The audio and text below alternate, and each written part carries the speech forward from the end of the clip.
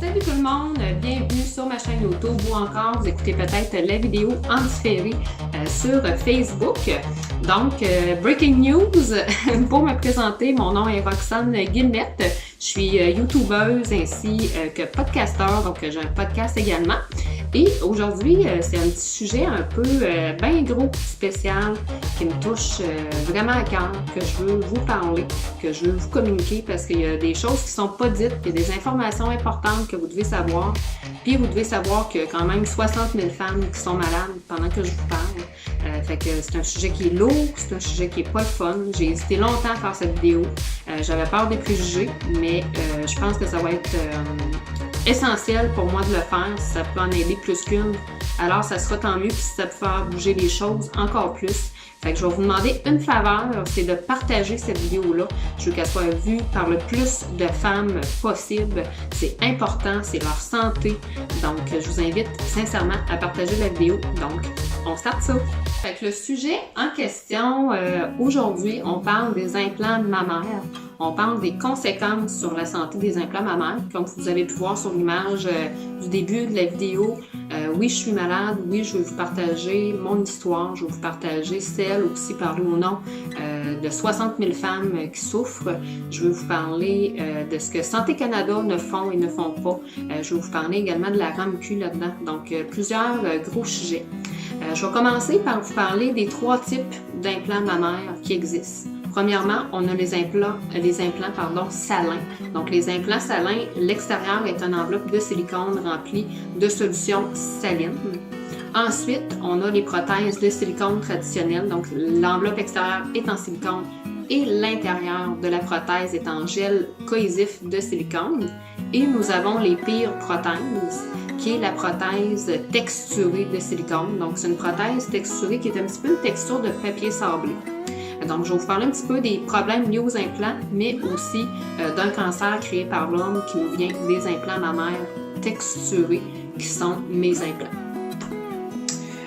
Donc, premièrement, je voulais vous expliquer quelque chose. Il y a un groupe Facebook, il y a un site internet qui s'appelle Breast Implant Healthness en anglais. C'est Nicole Daouda qui a parti ça. C'est une femme qui a eu des implants mammaires et aujourd'hui qui se bat pour faire connaître la maladie liée aux implants mammaires. Donc, je vais vous lire quelques symptômes qui viennent en fait du Breast Implant Healthness. Toutes les femmes qui sont porteuses d'implants, que ce soit saline, silicone ou texturé, peuvent avoir ces symptômes-là. Je ne vous les dirai pas tous, il y en a plus de 40.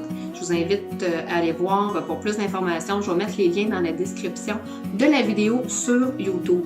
Donc, les symptômes primordiaux qu'on voit souvent au niveau du Breast Implant Healthness, on parle de fatigue chronique, on parle de ganglions enflés. Dans mon cas, j'en ai au niveau du cou, j'en ai au niveau des aisselles, chose que j'avais jamais eu avant mes implants. Ensuite, on parle d'anxiété, de dépression et de troubles de panique. Ces 3 mots-là viennent beaucoup me chercher. On parle ensuite de vertigo, d'étourdissement, de troubles de la vision, donc des vertiges, des troubles de la vision. On parle de perte de mémoire, ce qu'on appelle en anglais le brain fog. C'est que tu te souviens pas toujours de ce que tu veux dire, tu as vraiment des petits blancs à certains endroits. Il y a plusieurs choses en fait comme ça. Ensuite, des infections virales, des infections du système immunitaire. Donc, il y en a une panoplie. Donc, si vous avez des implants mammaires puis que ce que je dis, ça vous rejoint, informez-vous sérieusement. Faites-vous enlever vos implants mammaires. Je pense que ça serait important. Ensuite, je voulais vous conter une petite histoire pour vous donner plus d'informations. En fait, la première chirurgie mammaire a eu lieu en 1889, en fait avec des injections de paraffine. Donc, en 1889, le premier chirurgien qui a fait ça, il injectait de la paraffine dans la poitrine des femmes. Ça s'est pas fait connaître tout de suite à ce moment-là. Ça a été vraiment dans les années 50 que là, avoir une poitrine volumineuse était devenu la mode. C'est devenu un critère de beauté. Puis, ça a commencé vraiment là. En 1950, ils installaient des éponges de plastique dans les seins. Imaginez, là, des éponges de plastique. Ensuite, il y a eu un mélange de solutions de graisse et de solutions de silicone liquide. Donc, on mettait le silicone pur dans la poitrine des femmes également, ce qui était très dangereux d'ailleurs. Il y a eu des fuites, ça allait se coller partout sur les intestins, c'était très dangereux. Puis, en fait, après ça, en 1962, ils ont sorti des implants très similaires à ceux qu'on a aujourd'hui. Le problème, en fait, qu'on a, c'est que les risques n'ont jamais été divulgués. En fait, en 1990, il y avait un recours collectif, puis les symptômes qu'il y avait en 1990 sont similairement les mêmes que les symptômes que les femmes vivent encore aujourd'hui. Une petite affaire aussi qui est très plate, c'est qu'actuellement, faire une explantation mammaire. Donc, dire, moi, OK, j'en ai assez de mes symptômes, je veux reprendre ma santé, je veux retrouver ma qualité de vie. À ce moment-là, il faut faire enlever la prothèse, mais il faut faire également enlever la capsule. La capsule, c'est une peau. Notre corps est super bien fait, hein? L'humain est une belle machine, fait que le corps, il se protège de l'implant. Automatiquement, c'est un corps étranger. Fait qu'il vient créer une enveloppe par-dessus la prothèse mammaire. Cette enveloppe-là, on l'appelle la capsule. Puis cette capsule-là, souvent, si on a de gros symptômes, comme dans mon cas, va être infectée également, donc il faut retirer l'implant ainsi que la capsule. Faire poser des seins à une femme, là, on parle d'une chirurgie d'environ 1h, 1h30 au grand maximum. Faire enlever des seins, on parle de plus de 2h30. C'est quand même une grosse chirurgie parce qu'ils doivent, premièrement, enlever l'implant, enlever la capsule et souvent la capsule va savoir coller au muscle, va savoir coller à plusieurs endroits. Donc, il faut qu'elle gratte l'intérieur du sein. C'est vraiment une chirurgie qui va m'être très difficile à faire. Pour ceux qui me connaissent, je suis un petit peu hypochondriaque, j'ai très peur des chirurgies, mais pour une question de santé, je vais oser aller de l'avant avec l'explantation mammaire. Je tiens à vous souligner que le coût varie entre 6 000 $ et 12 000 $ pour faire enlever des prothèses, donc c'est aussi cher, même plus cher que d'en s'en faire installer. Puis la chirurgie est beaucoup plus grosse et beaucoup plus longue. Je voulais vous parler aussi Santé Canada. Santé Canada, je les comprends pas. Sincèrement, je les comprends pas. Là, ils ont annoncé dernièrement, je crois que c'est le 5 mars dernier, qu'ils vont contacter toutes les femmes qui ont des prothèses texturées. Dans combien de temps qu'ils vont nous contacter? Je le sais pas, mais moi, je les attendrai pas. J'ai pas envie que ça niaise des années. Il faut que le gouvernement bouge. On est pris avec du poison dans les seins. Puis, il faut le garder parce que souvent, les gens n'ont pas nécessairement les moyens de payer entre 6 000 et 12 000 $ pour se faire retirer les implants mammaires, mais notre santé vaut plus qu'un chèque, vaut plus qu'un montant d'argent. Fait que si vous avez les moyens, allez-y. Sinon, partez-vous un GoFundMe, demandez de l'aide. Sérieusement, il faut vraiment que ça sorte de votre corps. Ce que Santé Canada aussi ont fait de très déplorable, c'est qu'il y avait à l'époque un chimiste, Monsieur Pierre Blais, qui travaillait pour Santé Canada à l'époque. On parle ici de 1989. Monsieur qui avait les mêmes prothèses en fait qu'aujourd'hui pas mal. Puis Monsieur Pierre Blais avait marqué dans un rapport, suite à plusieurs études, que les implants mammaires étaient impropres à l'implantation mammaire, à l'implantation humaine. Donc c'était impropre, là. Il fallait pas mettre ça dans le corps des femmes. Santé Canada, on demandait à Pierre Blais, de détruire le document, mais deuxièmement, ils l'ont congédié pour insubordination. Monsieur Pierre Blais, aujourd'hui, a 80 ans. Il est encore chimiste. Et pour plusieurs femmes du Québec qui se sont enlevées les implants, plusieurs femmes envoient à son laboratoire les implants pour tester ces implants-là. Puis, il a découvert plus de 40 agents chimiques et toxiques à l'intérieur des prothèses. Certaines prothèses aussi, comme les prothèses salines, pour ceux qui ont des prothèses en eau saline, 80% des prothèses en eau saline ont une valve pour remplir la prothèse et cette valve-là est défectueuse. Qu'est-ce que ça fait? C'est que les fluides corporels du système rentrent à l'intérieur de la prothèse, ce qui fait de la moisissure. Je vais vous mettre, si je trouve des images, je vais vous en mettre, ce qui fait de la moisissure. Donc, on n'en veut pas dans notre salle de bain, on n'en veut pas dans notre maison, mais nos seins en sont remplis. C'est intéressant. C'est vraiment intéressant. Fait que, à partir de là aussi, en 2006, quand Santé Canada, là, je vous parle à ce moment-là des implants texturés, comme les miennes. En 2006, parce qu'il n'y en avait plus avant ça. Avant 2006, là, ils les avaient enlevés du marché parce qu'ils étaient dangereux, ces implants-là. En 2006, après qu'il y ait eu un recours collectif dans les années 90, Santé Canada ont dit OK, ils ont dit à Aventor et Allergan, les deux fabricants au Canada de prothèses, de remettre sur le marché leurs implants texturés. À ce moment-là, il avait dit, la Cour avec G, en fait, et Santé Canada avec G, ces deux compagnies-là, chacune, Allergan et Aventor, de suivre 40 000 femmes chacune pendant 10 ans. Donc, pendant 10 ans, ce que ça faisait, c'est qu'il aurait pu découvrir la maladie des implants. Donc, le BII, le Breast Implant-Ness, il aurait pu voir que les prothèses texturées sont dangereuses, il aurait pu voir bien des choses, mais ça s'est pas fait. Après seulement 3 ans, Mentor avait perdu la trace de 80% des femmes qui avaient dans cette base de données-là. Donc, ils ont perdu la trace de toutes ces femmes-là, eux autres. mais ces compagnies-là sont milliardaires. Quand je vous dis milliardaires, allez voir les chiffres, allez voir le revenu, là. Tapez Mentor, LCC ou allez voir Allergan, le chiffre d'affaires sur Wikipédia. C'est épouvantable. C'est des compagnies qui sont archi-milliardaires, puis ils font rien.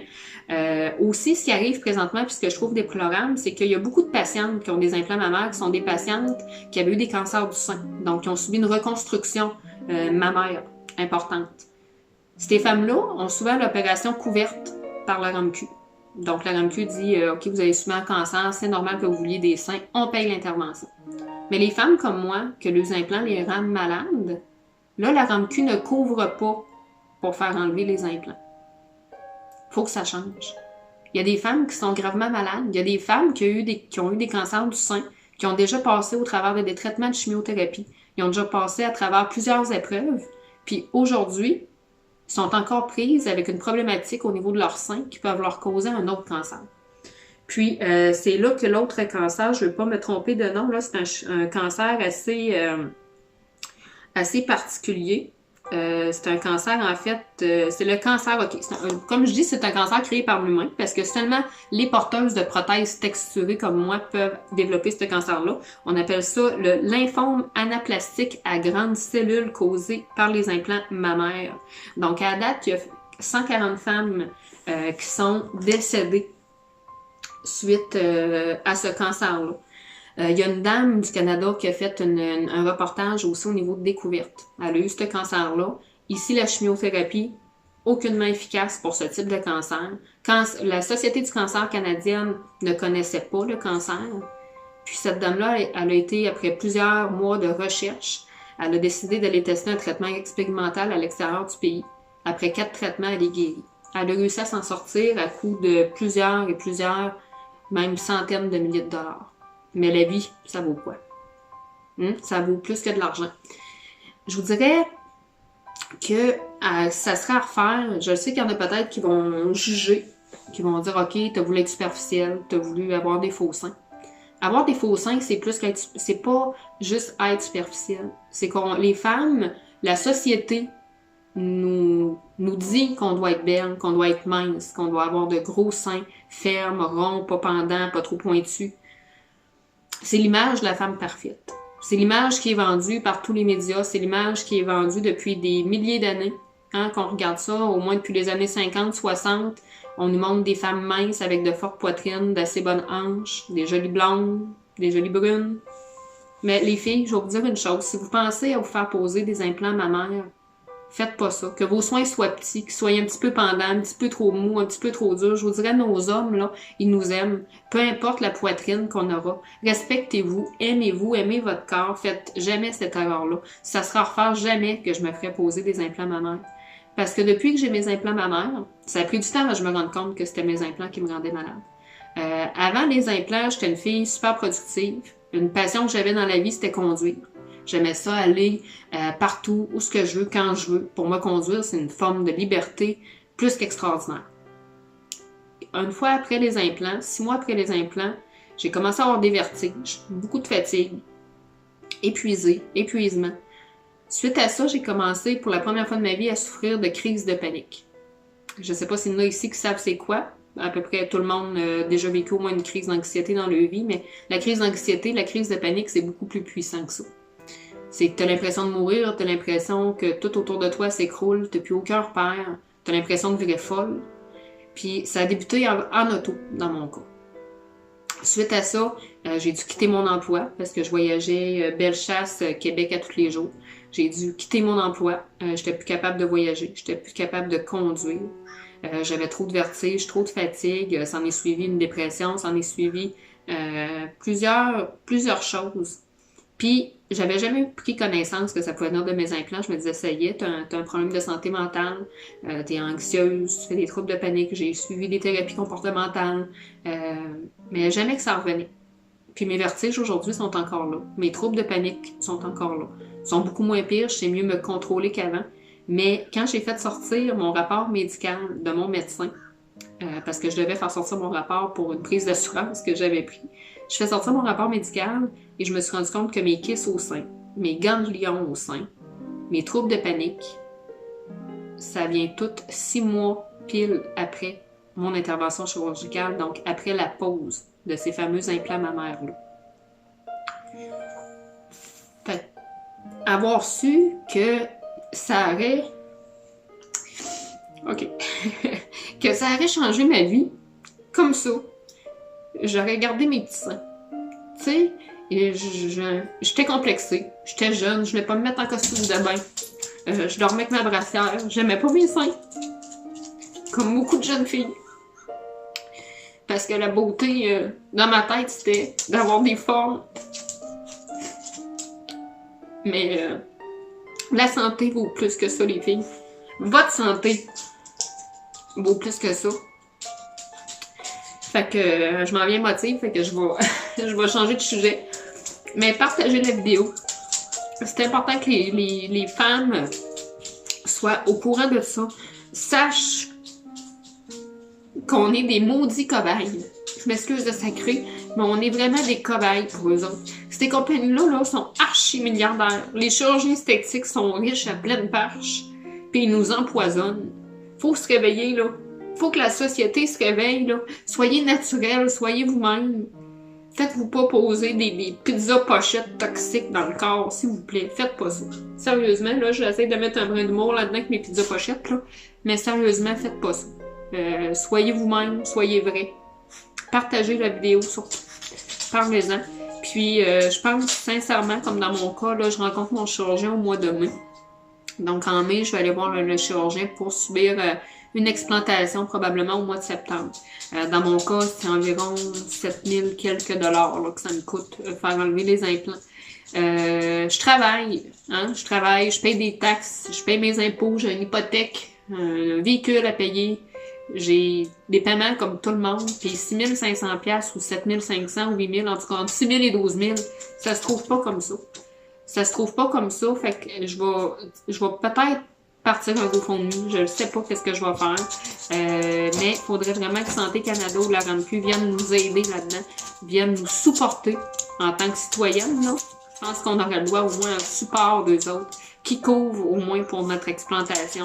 Si on a payé déjà 8000$ quand on s'est fait poser, on peut-tu, s'il vous plaît, pas être obligé de repayer quasiment 12 000$ pour s'y faire enlever? C'est-tu possible de venir en aide à ces femmes-là qui sont malades, qui ont des problèmes de santé? Au moins pour celles qui ont des prothèses texturées, parce que là, on parle d'un risque de cancer assez élevé, d'un cancer rare et pas traitable ici. Il faut qu'il se passe de quoi. Il faut vraiment qu'il se passe quelque chose. Fait que je vais vous donner des nouvelles au courant des prochaines semaines. Je vais vous donner des nouvelles une fois que je vais avoir rencontré mon chirurgien. Puis, je vous tiens aux nouvelles si jamais je décide de partir un GoFundMe. Ça se peut que je le fasse. Je ne le sais pas encore. Je suis encore en décision. Mais partagez vos histoires. Écrivez-moi dans les commentaires qu'est-ce que vous avez vécu. Si vous avez des implants, qu'est-ce qui se passe dans votre corps? Avez-vous eu des changements? Je veux le savoir, je veux vous entendre. Je vais vous partager également les liens de la page Facebook aussi du Breast Implant Fitness. On est plus de 60 000 femmes là-dessus avec des témoignages. C'est pas une maladie inventée, non. On n'a pas pris ça d'un nuage, là. Ça existe pour vrai. Puis on est vraiment malade, puis on est vraiment des victimes, puis des chaperons de l'industrie de la chirurgie esthétique. Fait que sur ce, gang, je vous aime. Soyez pas trop sévères, c'est une vidéo qui était difficile à faire. Puis, je vous souhaite une super belle après-midi. Merci, gang.